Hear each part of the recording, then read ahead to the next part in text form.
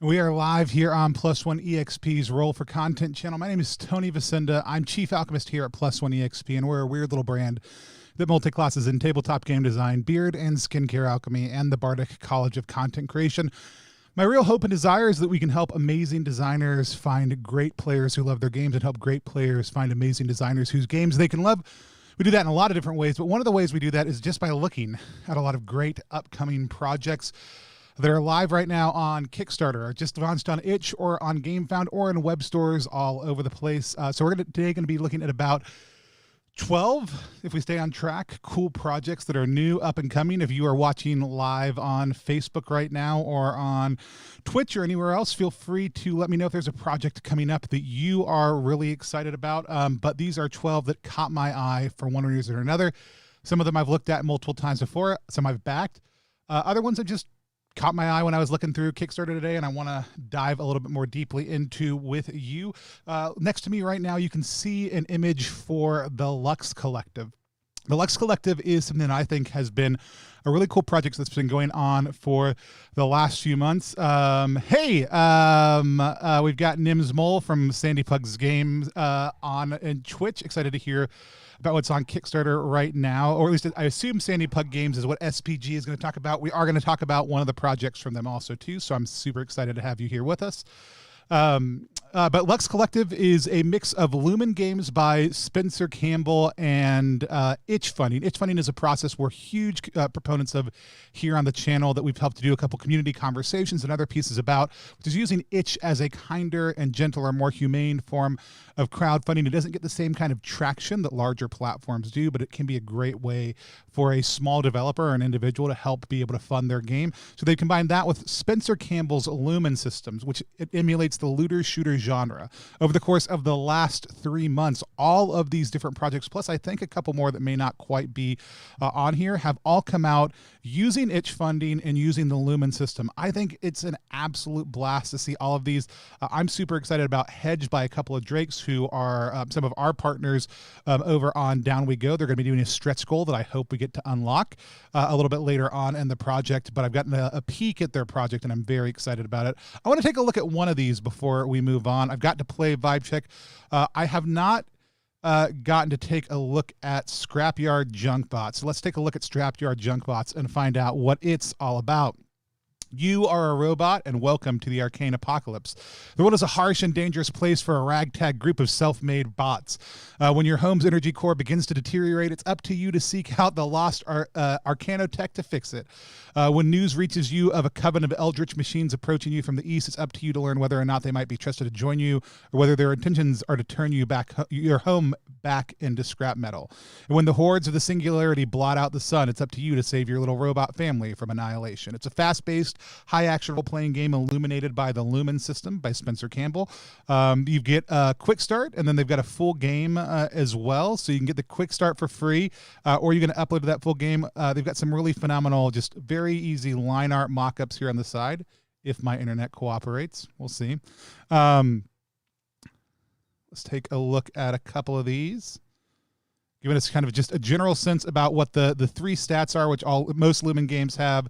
Your health, your metal is what you use to use some of your different abilities. And they've even got a very simple kind of core structure for the robots. Easy range. I like this art. It's fun.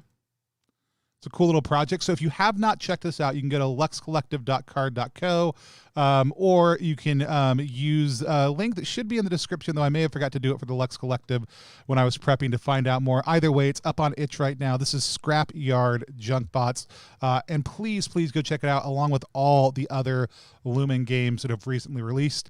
The next project we're going to take a look at is a little bit out of the ordinary for us, except for it does have some really interesting like kind of old school vibes to it, which we do a lot with the OSR. And that's Tracy and Curtis Hickman's. Usually we give videos about a minute. I've watched the video. I was really impressed by the presentation of one of the authors who's kind of sharing with it.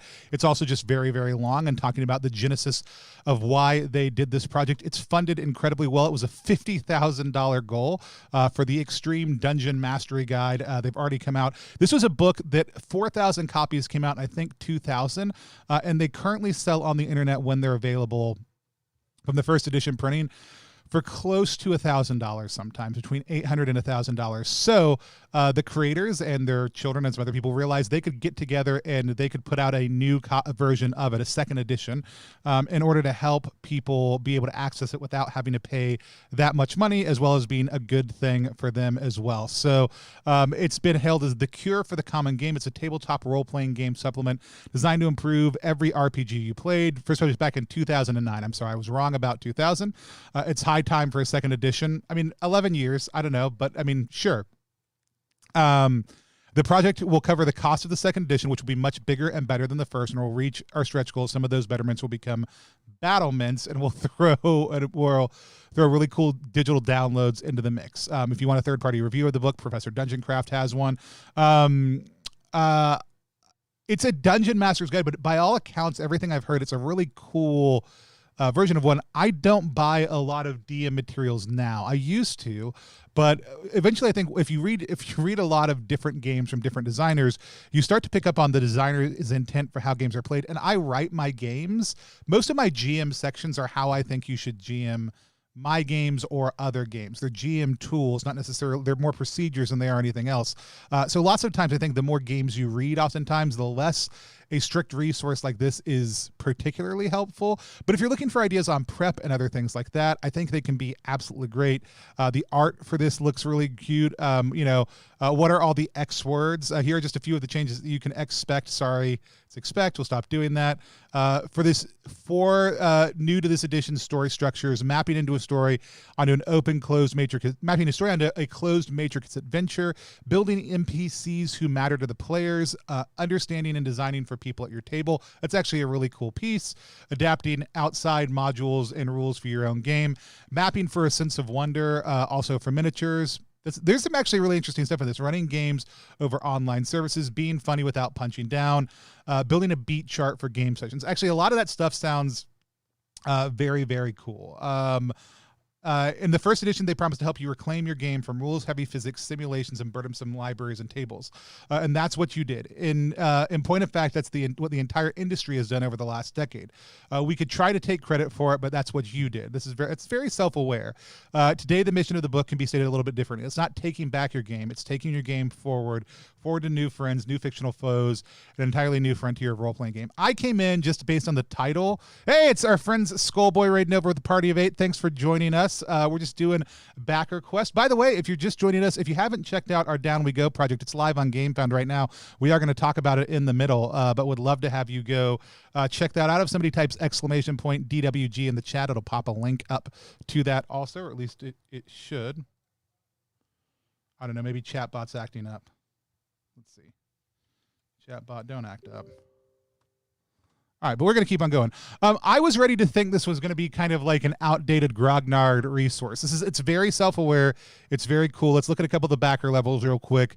$20 PDF, $40 physical book, a little bit more on the pricey side than what I might expect for something like this, but it's a cool sounding project. Again, pretty self-aware. The original book had a lot of high demand. If you're the kind of person looking for GM advice, the type of advice they're talking about actually can be very helpful for a first-time GM.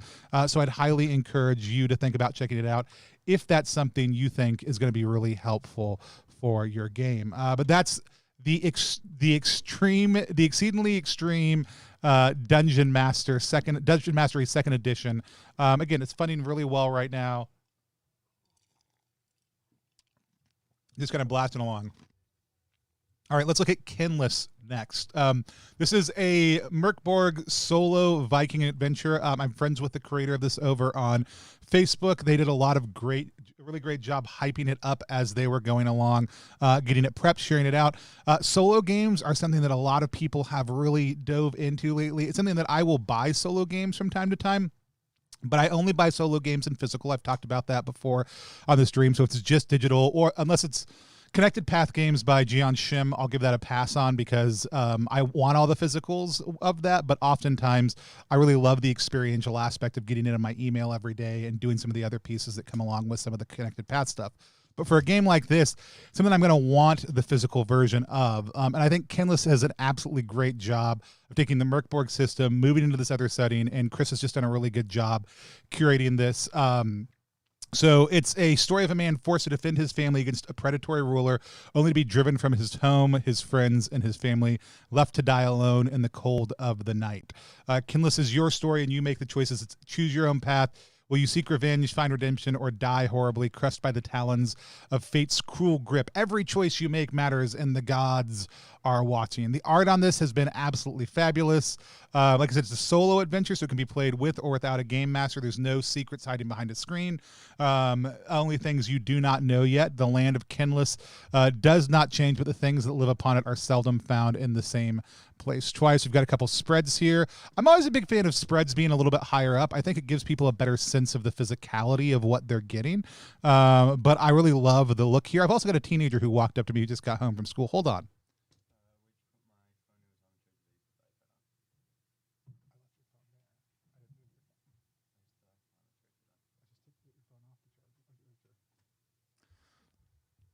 All right, sorry about that. The adventure, it's compatible with Merkborg. You can get it just digital, the digital softcover for $35, the hardcover, which again, for me, a lot of times, look at that box set. This is the first time I've seen a box set for a physical, for a solo game. So I am kind of super curious about that. I want to see a little bit more about it. And then they've got some of these limited rewards a little bit higher up, plus tons of stretch goals that they've done a great job of unlocking. I'm really proud of how high Chris has been able to push this project. It's been an absolutely beautiful thing to watch happen. Let's go down to that box set. At this level, you get the Kinless PDF box set, the Kinless box set, you get the PDF, all the unlocked stretch goals. Shipping will be collected upon fulfillment. You get your name in the book also, too. And so you got all the extra stuff that came out here, the cards and other pieces that went in there, went into the box set, not into the hardcover. That's a cool setup. Let's keep on going. We've got Low Life next. Low Life was out earlier. It was a part of Zine Quest 3, but it just came out digitally over on itch. I'm a huge fan of the work that Sam does. We had Sam on a little while ago to play the Sea of Sands, which is their kind of sandbox OSR setting set in this giant sea of sands where the sand turns to liquid during the day but hardens at night. There are 7 different types of sand that all act in different ways, and you kind of have these different kind of open-ended procedures of you taking ships across these sand. A lot of really cool stuff. I'm a huge fan of sandbox settings along with random procedural generation for questing and adventuring, hex crawling, other stuff like that. Sam does amazing stuff in that area, and so was really excited to take a look at Low Life. Also just had an adventure come out that's connected to the Low Life sandbox specifically. So it's a toolkit, though, for old school RPGs about delving into tunnels, trenches, and mine. Inside, you'll find systems and consequences for caving, climbing, and tunneling, all of the horrible ways that you might explore and die down in the dark. Procedures for generating cave networks or making existing dungeons denser and more interconnected. If you want your underground spaces to be even more dangerous and maze-like, these are the tools for you. Hazards, challenges, and dangers of the underground, from the fire damp to the gutter lung and all manners of threats beneath the surface. Flora, fauna, and fungi of the rugged hills and caves, 20 odd monsters, plants, and mushrooms that you can add to your game. Items both commonplace and rare to use in the tunnels like dynamite, air bladders, miner's nose bags, and sing holler hammers. Bits of world building and aesthetics scattered throughout, enough to help you catch the vibes, but nothing overwhelming with lore and demand. Love the sound track integrated here. I need to pick up a physical copy of this because I don't think I backed physically during Zine Quest, and I would highly encourage people to check out Low Life. Huge list of contents here. I love this. I love the color scheme on this. We've got some very detailed stuff. If you want to get super nitty gritty with Sam's stuff, you can. If you don't have to. That's one of the other cool things. An interesting die drop tunnel generation system.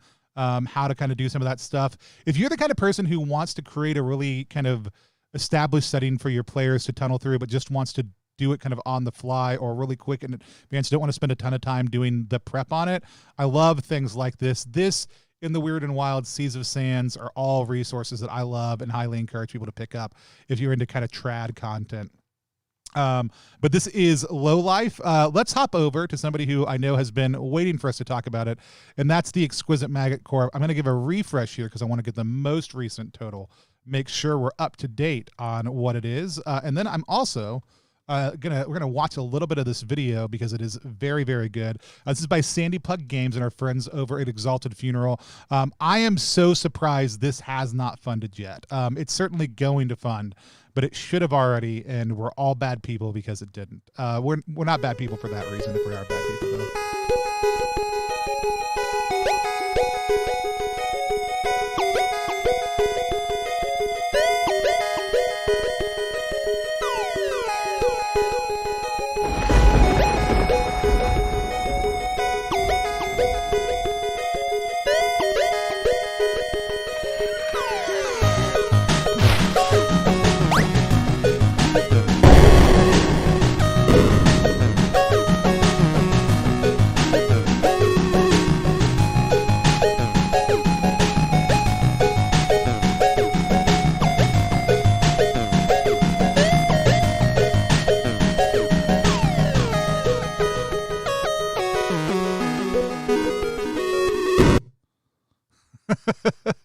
It is probably one of my favorite intro videos I've watched recently.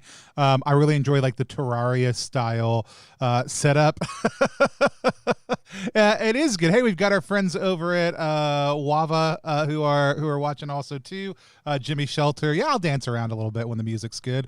I love the setup of it. Actually, the art on this we're going to talk about. The whole execution of this project. Just a big fan of everything they're doing here. So here's the story. We cannot lie to you, best beloved. Though you may avoid us, there is no escape. We're in the walls and we're behind your eyes. We've carved every inch of these tunnels and we've seen all that goes on inside them. Centuries of cities and strangers and frightful, ugly sights. We'd spare you from it if we could, but then maybe you're the adventuring kind after all. Just remember, no matter where you go, you belong to us. Whether you wait or whether you run, we will find you. You're in the Maggot's Keep now. And that's forever. Can't wait to begin your journey through the Maggot's Keep. Play our preview in Twine right now. I haven't clicked on this link yet. I'm going to click on it in a second. We're going to take a look at it together. This is the Exquisite Maggot's Corpse. I keep on doing that. This is the Exquisite Corpse in Maggot's Keep by Sandy Pug Games. There's actually a huge set of collaborating authors on this. Sandy Pug is the publisher, but Exquisite Corpse is a method by which a collection of words or images is collectively assembled. Each collaborator adds to the composition and sequence either by following a rule or by being allowed to see only the end of what the previous person contributed. And here's what I want to know, Nims Mole, if you're still on, Nims. I've never heard this term before, but the way y'all talk about it here, and I had to do this on the fly at our last funeral party because Jarrett didn't know exactly what it was all about. I'd read through it once, but I figured it out this time. I really want to know, like, this is a thing it seems like people do somewhere in the world, but I had never heard of it before. So I want to know what part of the world it comes from, or if I'm just misreading that and it's not a real thing. But let me know in the chat if you're still here watching with us. Either way, I've done stuff like that before. I've done that kind of collaborated storytelling. I love the idea. I just never heard the term before. So it's a full-length illustrated game book in which you play a beautiful skeleton festooned with jewelry who wakes up inside their coffin in a deep, mysterious cavern. Who were you in life? What preternatural magics animated you? What strange creatures and situations will you encounter in the Maggot's Keeps? We don't know yet. Unlike game books, this one is being created by a team of 11 writers in collaboration. When you make a choice and turn the page, the choices guide you to a different writer. Each member of our writing team will have their own characters and situations bouncing off the ones that came before. The effects may feel like a short story collection by way of DVD menu, which I love that description, or a group of friends taking turns storytelling around a campfire, which is where I've encountered this type of thing most of the time. So it's illustrated by JN and created by Gabriel, who are members of the Sandy Pug Co-op. And so it's a gorgeous book. It's also being released in partnership with Exalted Funeral. I have another question about this book that I'll ask openly also too. Hopefully Nims is still with us, might be able to answer too. It's absolutely useless. We've got a couple end plates here. There's a couple different versions of it. I'm most jealous because they're doing this beautiful cold foiled edition. They did this upgraded cover. I think there were only 100 copies. They're probably all gone. They're not. There's one left of 200. Oh my gosh. Oh, that's so tempting. But I love the idea of kind of mixing this choose your own adventure with the multiple author piece. It is absolutely gorgeous and has all these great kind of add-ons, features, and other stuff you can do. And again, like if I'm going to do a solo game, right? If I'm going to sit down for a solo game, like I want a beautiful physical thing that I'm engaging with when I do that. I want it to be meditative. I want the presentation to be there. I want all those things. And I think that the Exquisite Corpse does that in some really tremendous ways. I just also love the heft of the narrative. But here's the thing. Here's the thing we all have acknowledged over on Twitter that everybody absolutely knows if you know anything about this campaign, and that it has one of the best pledge levels ever that is still no one has taken. No one has taken them up on this pledge. I challenge you, dear viewer, to consider it, and that's to become the Exquisite Corpse. For $5,000, just $5,000, continental United States only, we will hand deliver your book to you in a full-size coffin nestled in the loving embrace of the Exquisite Corpse themselves. The coffin will be hand decorated with art from the book and make a great conversation piece before it becomes your personal vessel to the Maggot's Keep. Included with this tier is everything from the Ex Libris tier, which is, so you've got a handmade functional full-size decorated coffin, a fake semi-opposable costume jewelry-covered skeleton, a limited edition hardcover of the book, a paperback copy of the book, a DRM-free PDF of the book, your name in the thank you section of the book, and a hand-sketched Ex Libris by J.N. Butler. You could get your own, I mean, like, you could be setting yourself up not just for retirement, but for eternity if you wanted to, for just $5,000. And I think that's pretty amazing. So I'd highly consider, if you have $5,000 in your savings right now, to think about, go ahead and buy it, go ahead and back it at this level. You'll push it over funding. It'll be great. But I am super excited to see where things go with the Exquisite Corpse. I'm gonna hop in and do my backing. I may go buy that last 200, one of the 200 limited hardcovers, because they're so gorgeous. I think maybe a picture in the updates real quick. Let me see. I know I saw a picture on the internet of it. Here we go. Look at that. Oh, look at that foiling. I want to know where they got them printed. I know they're getting printed at Maxim generally, but I don't know if that's where these ones are getting printed. And that's what the other thing that I want to know, because I would love to do a mildly upgraded version of Down We Go and pop it in on this. Anyways, we'll keep on going. Here's the twine. You get a twine so you can actually, like, if you want to stay in your coffin, let's stay in our coffin. But you can kind of click through on this twine setup and get a sense of how the book is going to play as you go, shifts, erodes, and then does something else. Anyways, it's very cool. I'm excited about it. I would encourage people to check it out. Let's check out Aeon real quick. It is an RPG set in ancient Greece for dungeon crawl classics. More jams.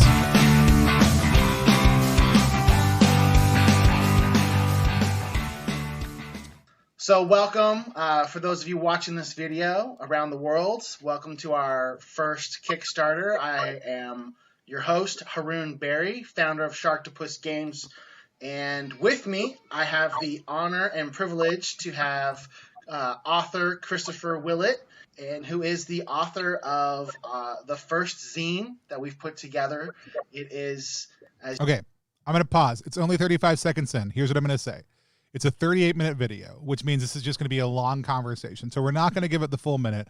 I think this kind of video is great for a launch stream. We do launch streams. I think they're a great idea. I think you should put them down below. If you don't have a short Kickstarter video at the top, I would put a good picture there. That's what I would focus on doing. I think they've got a really good picture that I'm going to refresh. That Grecian bust, they capture a lot of the feeling of the game and the presentation in the game, and that's what I would focus on up top. A little bit further down, I would do this kind of fuller video. Sing, O goddess of the good old days when adventures were underground, arms and armor were bronze, and heroes were destined to die the death of a glorious warrior. Welcome to Aeon, ancient Greece. Published by Sharktopus Games and written by acclaimed author Christopher Willett. Prisoner of the Forgotten Goddess, Planeswalker of Ravenica, Ravenica Revealed, Creature Compendium of Ravenica, and Forces of the God Pharaoh, and more, comes the first of several zine designed for dungeon crawl classics and set in ancient Greece, which I like that. I think we've seen a lot of people try to flex out D&D to that. I like seeing a dungeon crawl classic version of that because I enjoyed dungeon crawl a lot, and I actually think that matches better the feel of ancient Greece.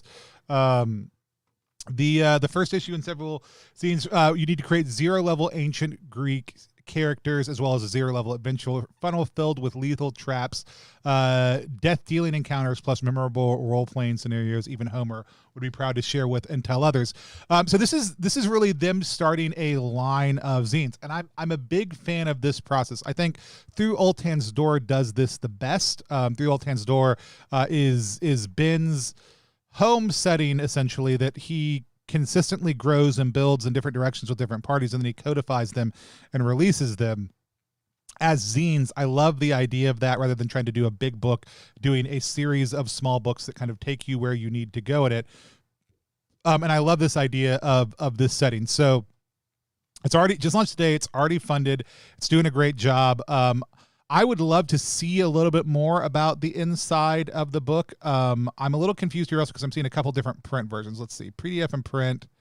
So Kickstarter only is the gold foil cover, but you can also get a regular print for a little bit cheaper. But $16 for gold foiling is also super affordable.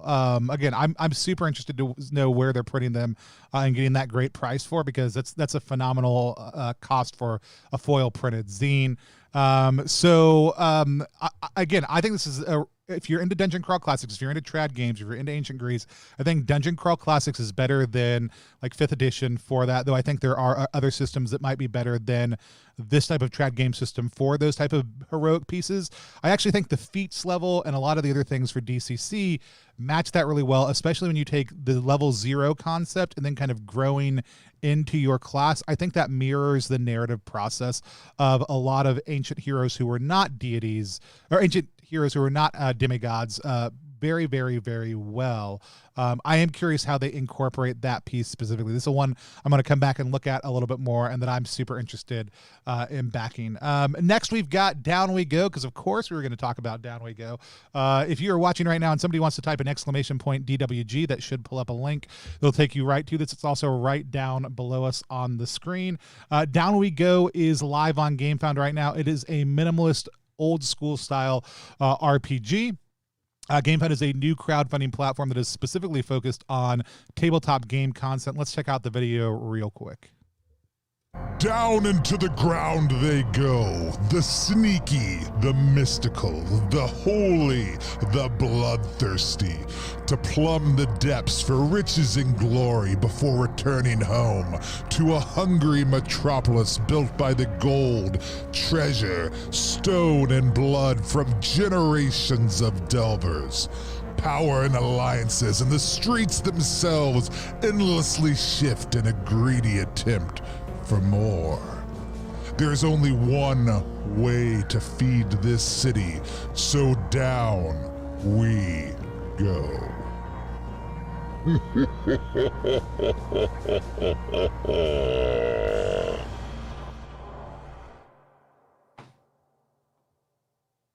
I mean, what else could you want from a video?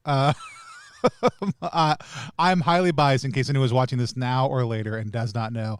This is our project. This is our project here at Plus One. That voice that you heard is me doing a hard emote slowed down to about 90%.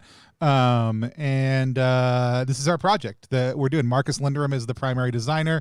So Gamefound is a very different setup. I don't want to belabor the comparisons right now between Gamefound and Kickstarter. If you're not familiar with it, please go check out the project. Even if you don't back, should be a good learning experience.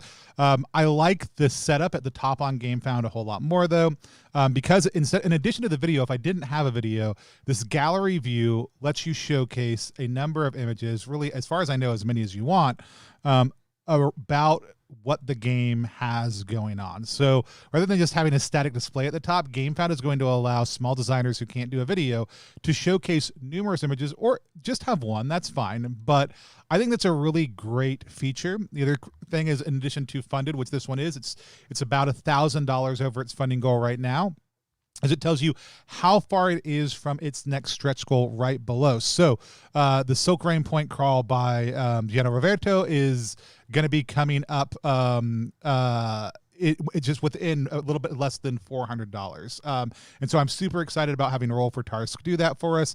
You've got to back the project button at the top. I don't actually know what happens when you click that. It takes you down to the levels, so it immediately cuts past all the story stuff. You also if we go back, you can immediately select one featured reward up here. Otherwise, it's going to take you through the information first, which is just what we heard in the video. It's not going to go up a short pitch right at the top. Again, I design projects based on what I'm looking for in one, and so the narrative part, give me the solid pitch. This is what it is, which this does. Quotes by Mamedos, a mock-up of it, what it's going to look like inside. Show me, don't tell me, right? And then this new setup. Hold on, did I? Oh, I forgot to replace this image earlier with a different one, but that's fine. It's just got a quote on the bottom. It's fulfilling. It's being printed in numerous locations, then shipped out, which is great. And then there's 3 different ways you can get it: digital, softcover, or hardcover. The Deep Delver is the featured one.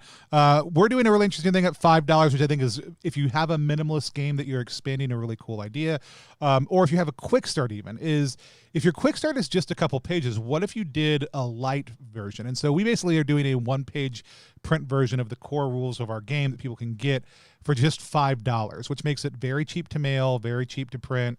They'll also get the digital core rules. But rather than just doing a like $1 pledge or something like that, we wanted to do something a little bit different. But if you're doing a minimalist or you have a quick start that's just a couple of pages, I would look at what the print costs are on it and see if you can do a low like page count print for fairly cheap and make that a pledge level. It's something we're toying around with right now. Only 4 people have gotten it. So it's not like it's super popular, but something to consider.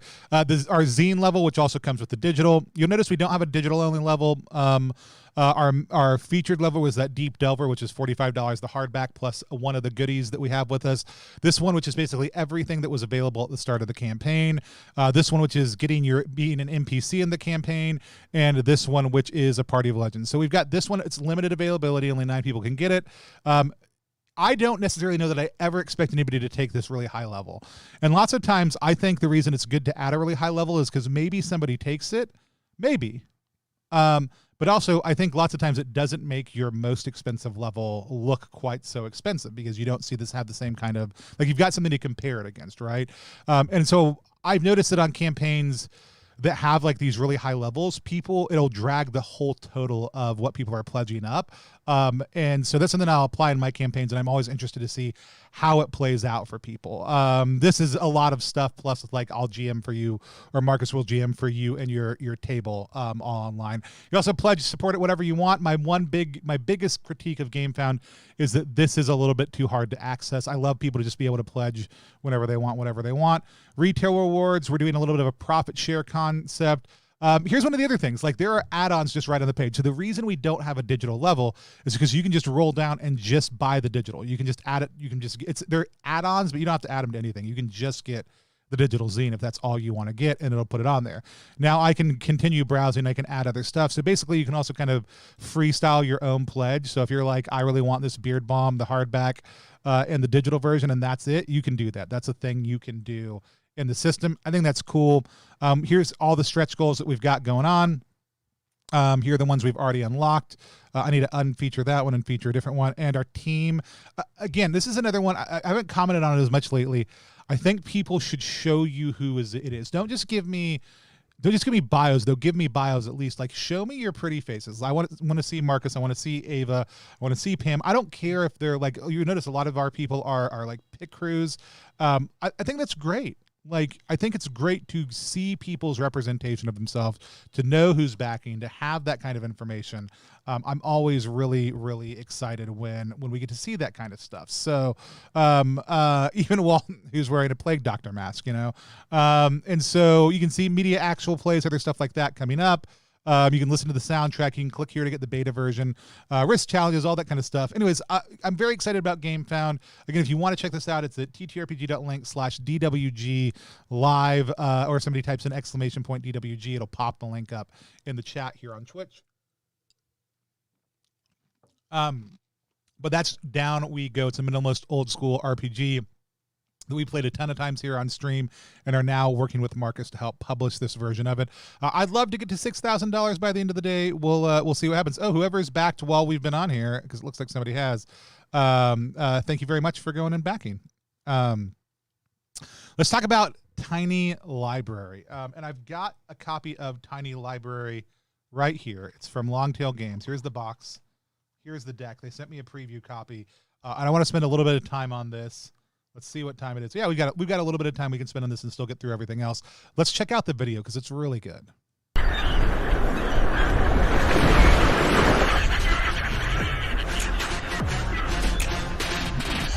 I know Jimmy likes it when I dance, so here we go. Tiny Library is a deck of 50 single-card RPGs from dozens of different creators. Each card is a unique design representing a distinct vision. Players will quaff mysterious potions with magical effects, test their nerves, toughness and savvy in a most dangerous race. Visit the twin towns on the sea, and so much more. Join the campaign to help bring this truly experimental project to life. Back now to receive your copy of Tiny Library. Featuring What Came Through the Wormhole, Lake Town Blues, the Ne'er-Do-Wells Guild, Depths of Doom, Business Card Bookmark Character Generator, To Catch a Killer, Orihime, Danger Race, Guns and Gwil, The Sphinx of Omelan, Disillusion, Pieces of Fate, Flyers, Tidying, The Haunted Sandy Scrub, The Farm Card, Magpies, Mismatch. All right, you got me dancing, and you even got me to go a little bit beyond the 1 minute. It's a good short, quick video.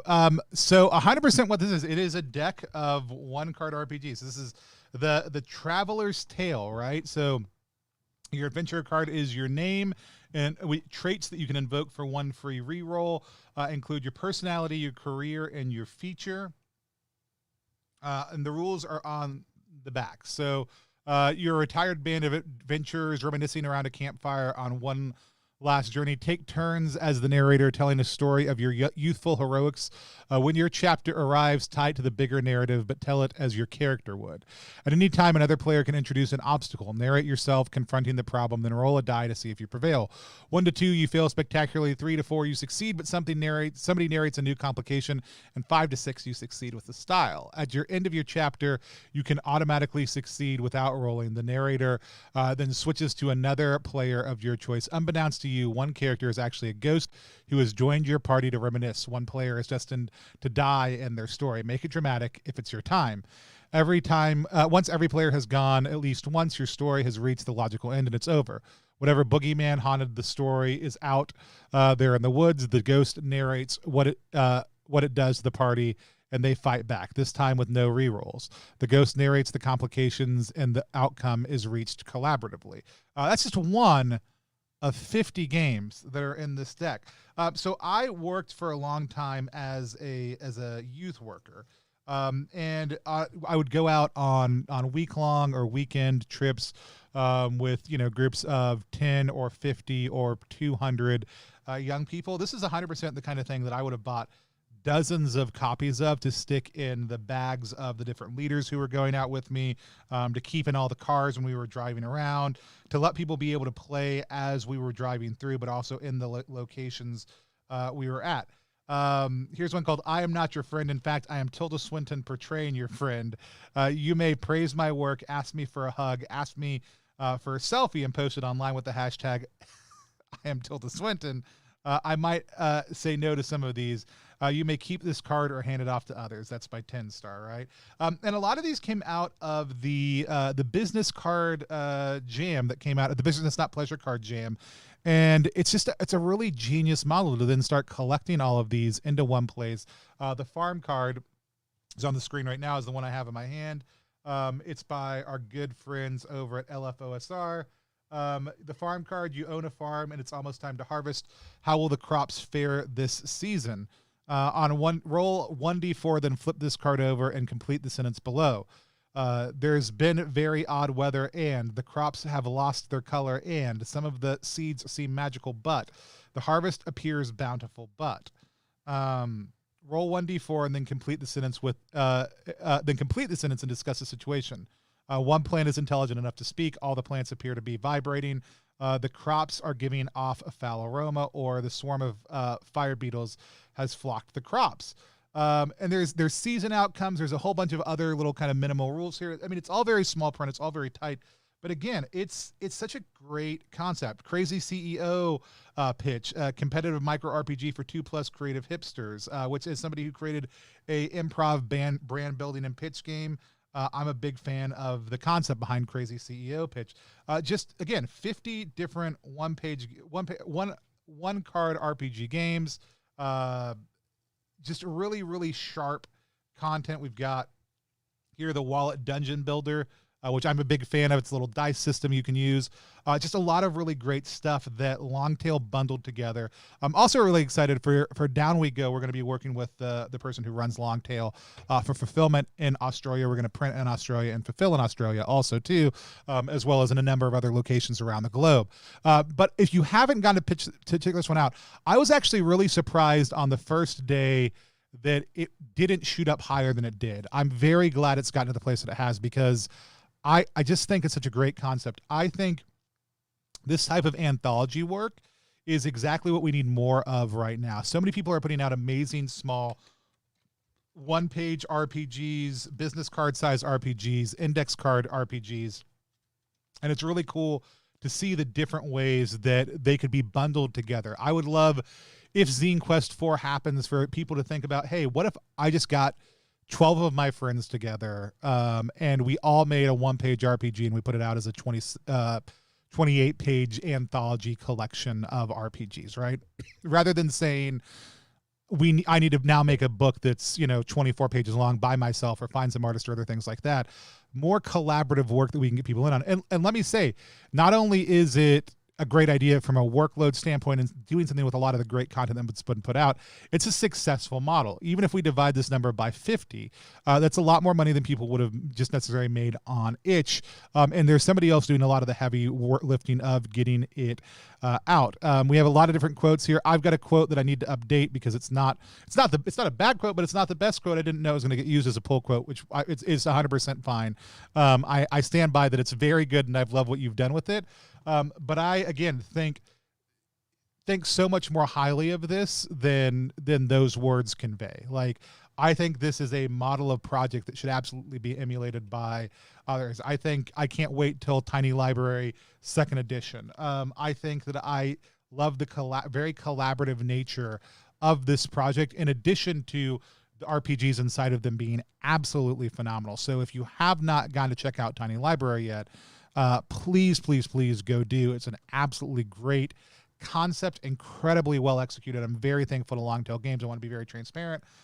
They didn't ask me to talk about it on Backerquest. I did receive a copy in advance for a preview. I was not even asked to do a specific review, just to talk a little bit about it and give them some feedback on it and share enough for a quote. And so I'm doing this additionally and above because I do think it is an excellent project.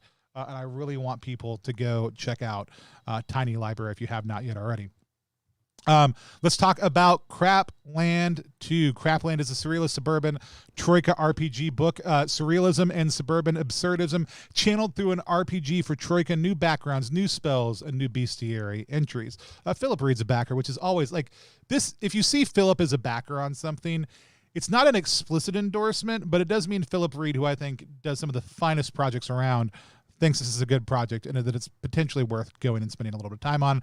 Follow Philip on Kickstarter if you want to constantly be backing too much stuff. And so it's right under $3,000. It's funded. It's a follow-up to Crapland 1, but it's based on the absurd premise that you've slipped into a convenience store and now you're cursed and wake up as a convenience store at some crappy interval. Cool, right? Terrible, right? Doesn't make any sense. Perfect. Crapland 2. The author, who is Sean Christopher Charles, also known as Orbital Intelligence. If you're not familiar with Troika, it's a great British OSR system that absolutely leans into the absurdist reality end of a lot of what comes out of great OSR. Crapland is something different, and it's part of a growing community of suburban settings and modules coming up for Troika.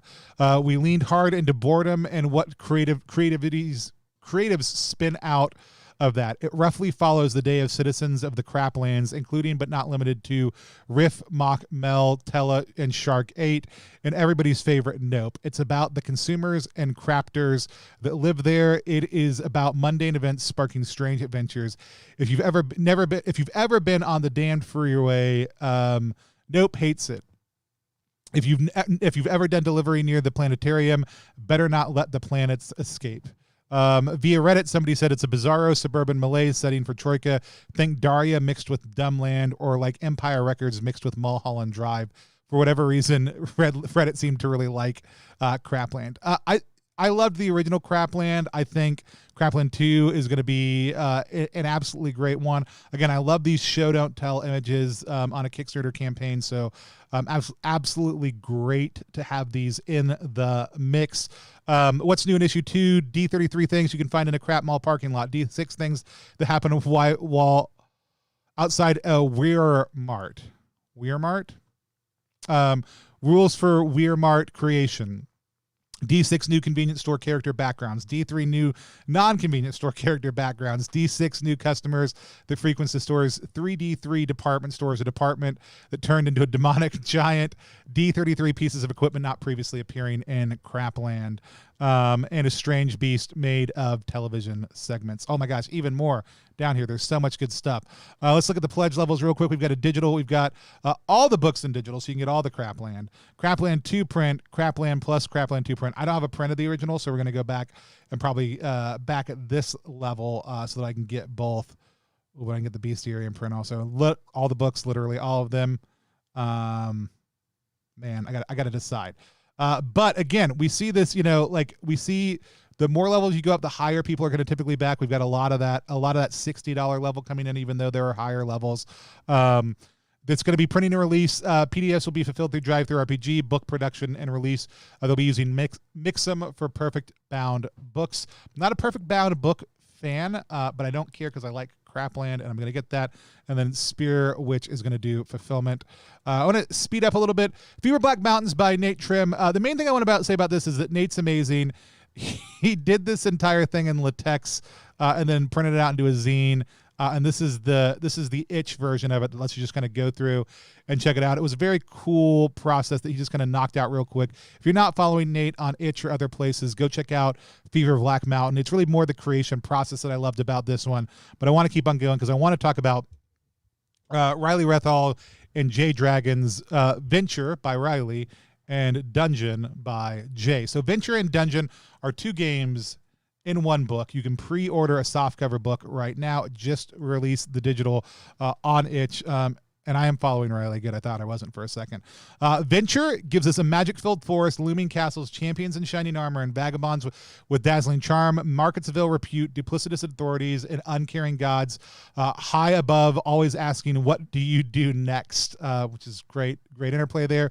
In Venture, you will play as a group of adventurers traveling through a fantasy world, making their way across the terrain while learning about themselves and each other. They'll meet townsfolk with storied cultures, criminals with shady agendas, mages with esoteric powder, and strange darkness encroaching on the horizon. I believe these are both belonging outside belonging games. I could be wrong.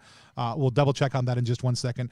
Dungeon by Jay Dragon is a game about teens playing games of their own. Dungeon gives us trap-filled school hallways, Dungeons and Dragons in the boiler room, an endless grid of suburbia, doodles of monsters in the margins of planners, and grinning game masters always asking, what do you do next?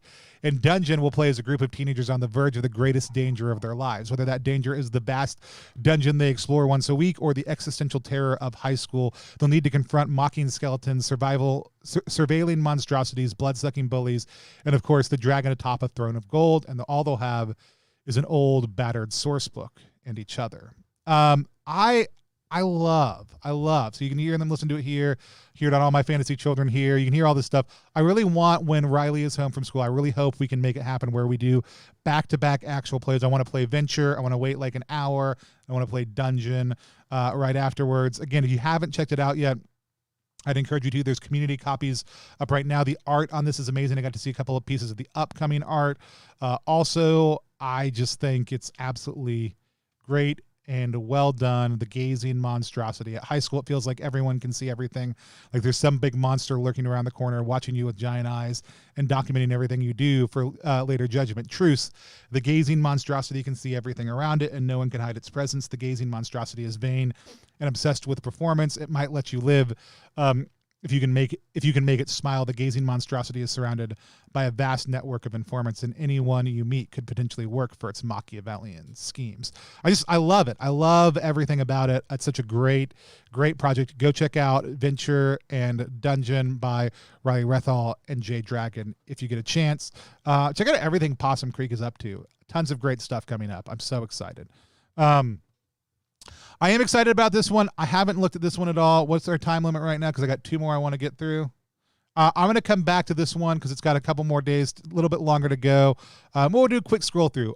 This looks like a really interesting project. I'm not going to take time on it because there's 2 other projects I want to talk about, and I want to keep it to a tight hour. A softcover print of 5 adventures for the D-Sanction RPG, the award-winning tabletop RPG of Elizabethan investigation. It looks really cool. It sounds really cool. I haven't had a chance to dive into it at all yet. The art's amazing. Check it out. Let's talk about Herbalist Primer. Such a great runaway hit coming out of Exalted Funeral right now. We talked about it on the last funeral party. 8,686 backers. It is a system agnostic supplement about plants, magic occult potion recipes, and game master tools. Let's check out the video, who I do know that Vi Huntsman have to do.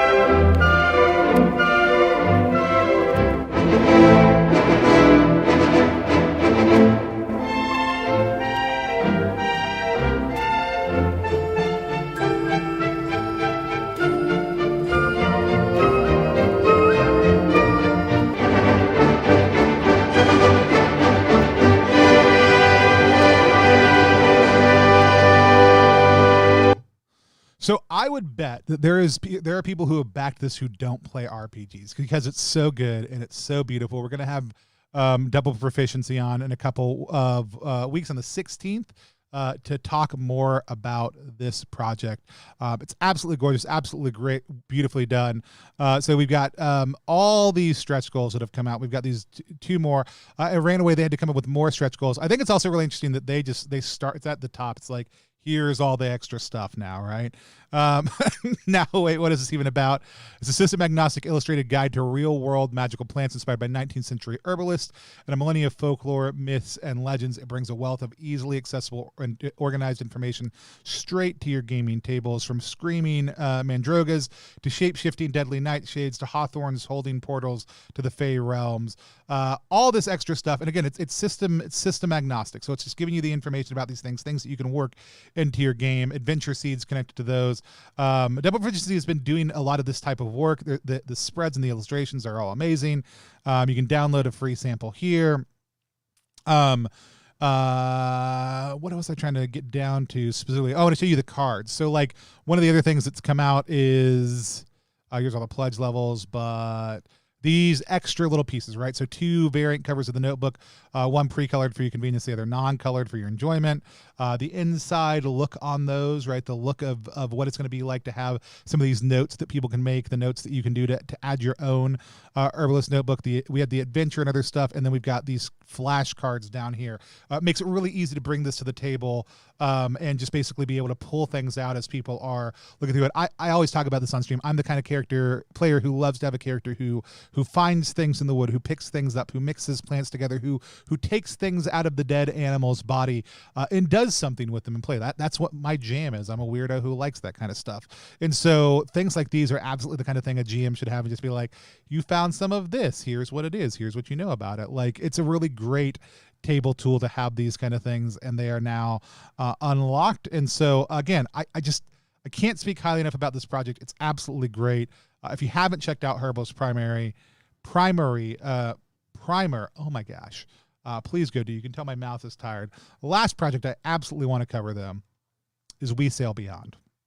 We Sail Beyond is by my good friend over, who I'm not following for whatever reason, Matt Sanders at the Sealed Library. It has absolutely gorgeous layout by some of my favorite layout folks also too. We'll talk about that in a second though.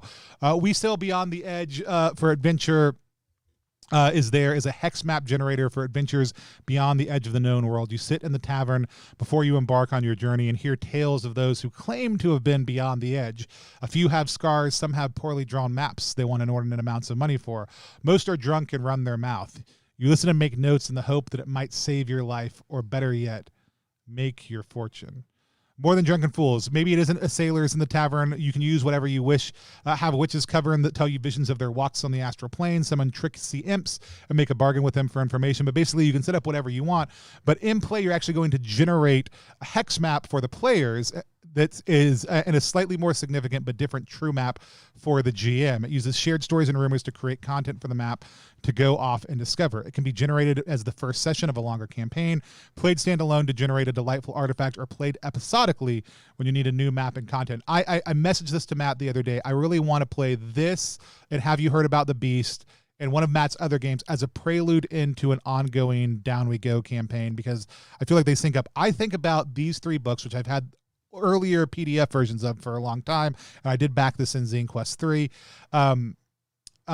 I think about them all the time as a GM. I think about how great they are. I think about some of the different policies in them. But let's just check out some of the beauty of this art real quick, right? Bam. Look how gorgeous this is. Tell me that isn't lovely. Don't tell me it isn't lovely, because I don't want to hear it. You're wrong.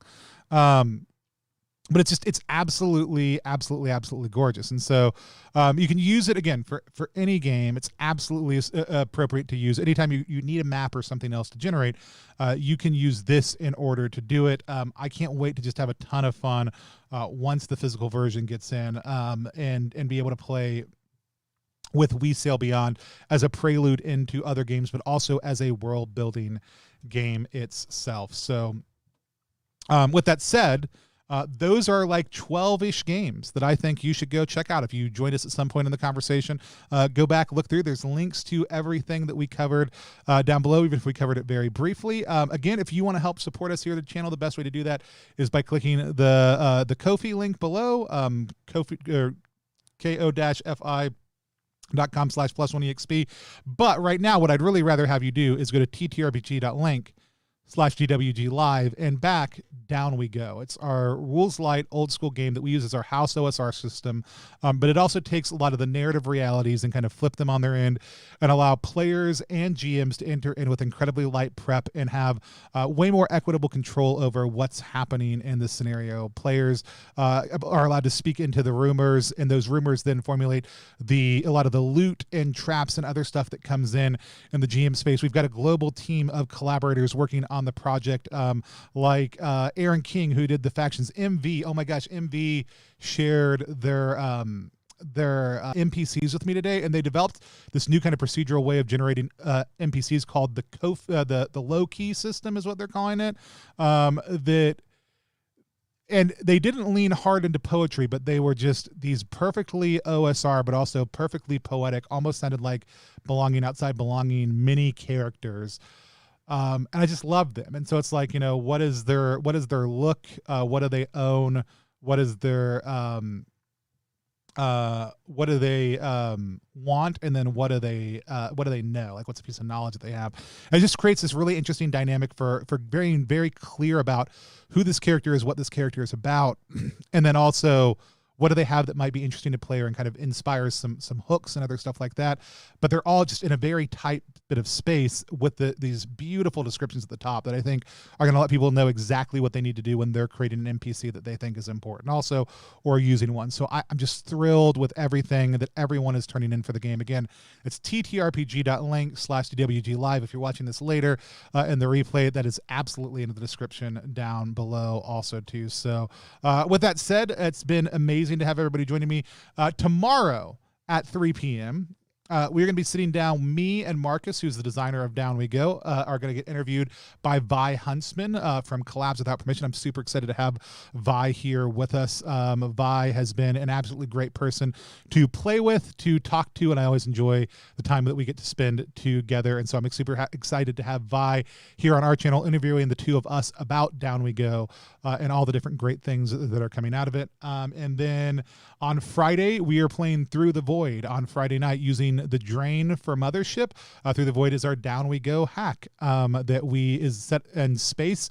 So it's a completely different set of roles. I added backgrounds into the system. There's a little bit more of a light inventory list off the bat, but you are playing as a crew of individuals trying to make it through the day, scavenging across different asteroids and old space leviathans and other stuff like that. So come on back and dive into that with us as we play through the Void.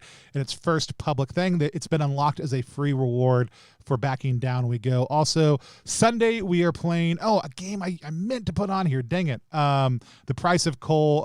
I think we talked about The Price of Coal last time, but if you haven't checked out The Price of Coal yet, please do. It's a storytelling game where we're about labor rights and the battle of a mountain that I can't remember right now, but it's very, very, very good, based in American history, and really just phenomenal perspective on labor rights and what the actual human cost of things is. It's going to be Sunday night, and we'll have a whole bunch of other stuff coming up next week also too. But thank you so much for being here with us. The Price of Coal is amazing.